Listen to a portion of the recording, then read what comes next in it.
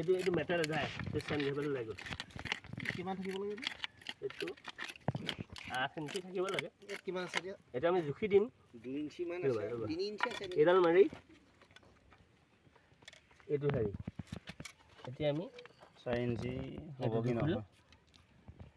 8 inch আছে এতিয়া 3 inch আছে 3 ইঞ্চি হে হ'ব 3 ইঞ্চি য'ত 8 ইঞ্চি মেটেল থাকিব লাগে 3 ইঞ্চি আছে বলা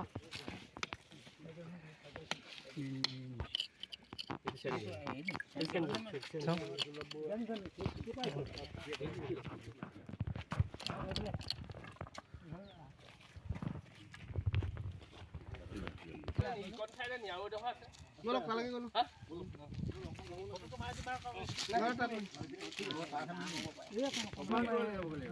এইখিনি অকমান যাব মই গৈছিলো মানুহজন পঠাই দিম দেই মানুহজন পঠাই দিলে গাঁৱলীয়া ৰাস্তা হ'ল যে আমি নকওঁ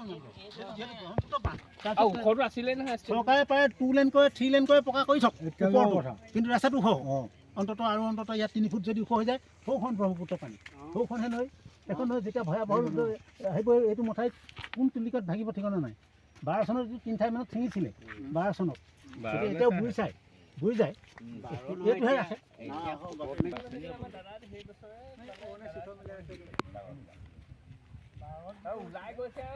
শিৱসাগৰ জিলাৰ জকাইচুক মৌজাৰ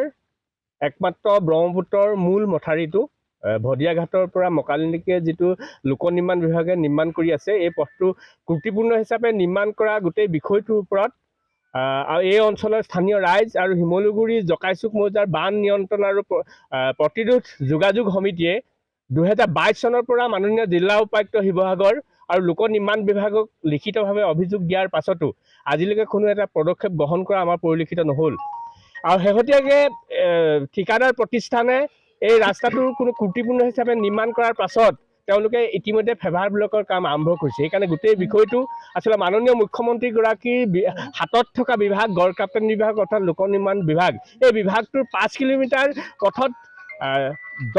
10 কোটি টকাৰ অধিক টকা ইয়াত আবণ্টন হ'ল আবণ্টন হোৱাৰ পাছত কামটো ত্ৰুটিপূৰ্ণ হিচাপে নিৰ্মাণ কৰিছে সেইকাৰণে গোটেই বিষয়টো আচলতে মুখ্যমন্ত্ৰীগৰাকীয়ে এক উচ্চ পৰ্যায়ৰ তদন্ত কৰি প্ৰয়োজনীয় ব্যৱস্থা গ্ৰহণ কৰিব লাগে আৰু সমান্তৰালভাৱে আচলতে এটা বিভাগ লোক নিৰ্মাণ বিভাগৰ বিষয়া কৰ্মচাৰীসকলে এটা কথা আমাৰ ৰাইজক আমি লগ কৰোঁতে এটা কথা তেওঁলোকে যি ধৰণৰ বিভাগৰ নীতি নিয়ম আছিল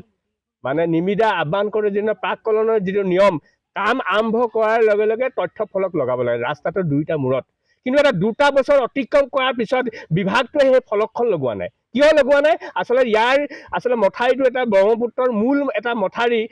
সবলীকৰণৰ যোগেদি নিৰ্মাণ কৰিছে পকীকৰণৰ নিৰ্মাণ কৰিলে আচলতে মথাৰিটোৰ যিটো ওখ হিচাপে যিটো মাটি নিৰ্মাণ দিব লাগিছে মাটি নিদিলে তেওঁলোকে জেচিবি লগাই ওপৰটো কাটি চাইডলৈ পেলাই দিলে তাৰপিছত তেওঁলোকে চেনগেভেল মাৰিলে মেটেল মাৰিলে আৰু মেটেলৰ ইতিমধ্যে আপোনালোকৰ আগত আমি চকুৰে জুখি দিলোঁ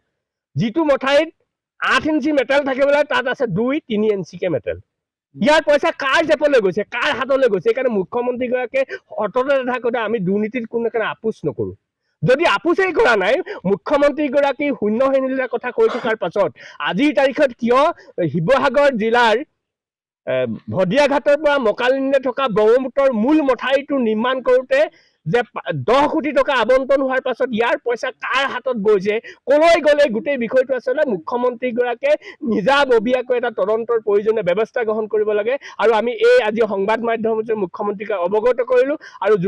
শিৱসাগৰ জিলাৰ মাননীয় উপায়ুক্ত মহোদয়ক এই বিষয়টো হস্তক্ষেপ কৰিবৰ কাৰণে আমি দাবী উত্থাপন কৰিলোঁ আৰু আমি 4টা দিন সময় দিয়া হ'ল 4টা দিনৰ ভিতৰত যদি জিলা উপায়ুক্ত আৰু মুখ্যমন্ত্ৰীয়ে প্ৰয়োজনীয় ব্যৱস্থা গ্ৰহণ নকৰে কিন্তু তেতিয়া আমি গোটেই সমবেত হৈ 2টা মৌজাৰ ৰাইজ আমি সমবেত হৈ কিন্তু নিৰ্মাণ কাৰ্য যে আমি বন্ধ কৰি দিম এই কথা স্পষ্ট হিচাপে আজি আমি সংবাদ তৰফৰ পৰা অসমৰ মাননীয় মুখ্যমন্ত্ৰী আৰু শিৱসাগৰ জিলাৰ এতিয়া নতুন সমষ্টি হ'ল শিৱসাগৰ জিলা তেওঁৰ দায়িত্ব পৰিছে বিধায়ক অখিল গগৈ আৰু যিগৰাকী আমগুৰি সমষ্টিৰ বিধায়ক আছিল প্ৰদীপ হাজৰিকা ডাঙৰীয়া আমি দুইজনকে আহ্বান জনাইছোঁ আপোনালোকে কাম আবণ্টন দিয়ে কাম আবণ্টন দিয়াৰ পিছত সেই কাম বিভাগটোক দায়বদ্ধ কৰাৰ প্ৰয়োজন আছে যে কেনেকৈ নিৰ্মাণ কৰিছে সেইকাৰণে ভাবিছোঁ আমি আমগুৰি সমষ্টিৰ পুৰণা আমগুৰি সমষ্টিৰ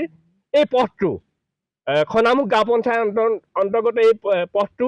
সম্পূৰ্ণ ত্ৰুটিপূৰ্ণ হিচাপে নিৰ্মাণ কৰিছে, এটা উচ্চ পৰ্যায়ত তদন্ত কৰি প্ৰয়োজনীয় ব্যৱস্থা গ্ৰহণ কৰিবৰ কাৰণে আমি দাবী উত্থাপন কৰিম।